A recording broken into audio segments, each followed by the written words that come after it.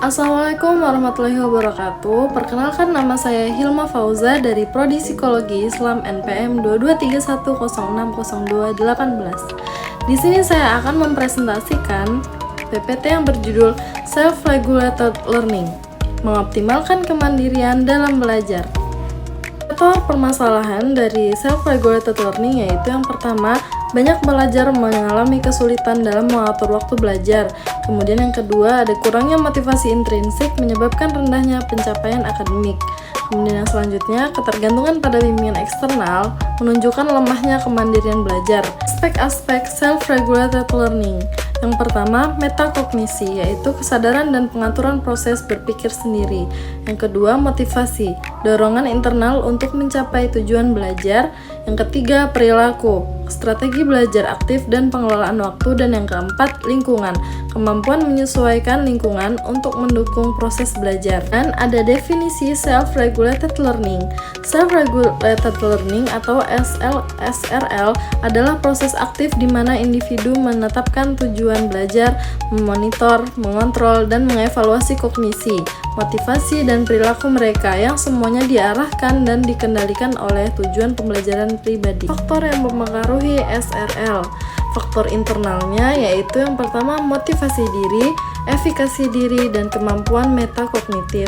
Kemudian faktor eksternalnya yaitu dukungan sosial, lingkungan belajar, dan strategi pengajaran guru. Tips dan trik meningkatkan SRL. Yang pertama, tetapkan tujuan belajar yang spesifik dan realistis. Kedua, gunakan jurnal belajar untuk refleksi harian. Buat jadwal belajar yang fleksibel tanpa konsisten. Gunakan teknik self-monitoring, cek kemajuan diri sendiri. Kemudian di sini ada pengalaman subjektif.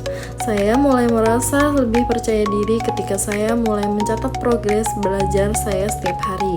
Awalnya sulit, tapi dengan membuat to-do list dan evaluasi harian, saya jadi tahu bagaimana belajar yang efektif untuk saya.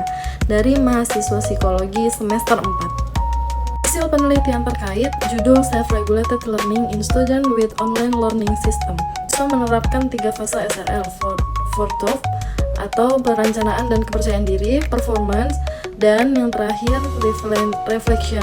Pendekatan ini meningkatkan efektivitas belajar dalam sistem perkuliahan daring. Hasil penelitian yang kedua, judul Online Self-Regulated Learning Strategies in the Process of Writing Undergraduate Thesis, a Survey Study. Mahasiswa menunjukkan penggunaan strategi SRL tertinggi pada environment structuring, pengaturan lingkungan belajar, menunjukkan perlunya peningkatan dalam area ini. Hasil ini menyoroti pentingnya pengembangan strategi SRL yang komprehensif dalam proses penulisan skripsi secara daring.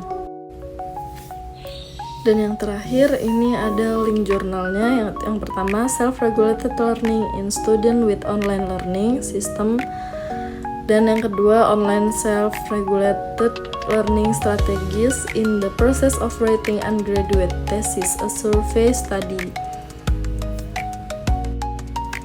Baik, mungkin cukup itu saja yang dapat saya sampaikan. Atas kurang dan salahnya saya mohon maaf. Saya akhiri. Wassalamualaikum warahmatullahi wabarakatuh.